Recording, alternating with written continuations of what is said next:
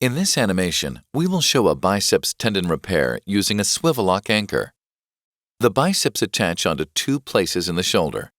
The portion of the biceps that inserts onto the socket of the ball and socket joint, the long head, may be damaged and cause pain in the shoulder. Moving the biceps from its original location to one lower down the arm relieves this pain. This procedure is called a biceps tenodesis. First, your surgeon places a suture in the biceps tendon and removes it from its original location.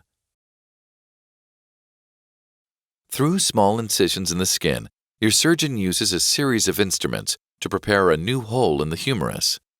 Finally, the biceps are reattached to the bone by inserting it into the hole and securing it with a SwiveLock anchor.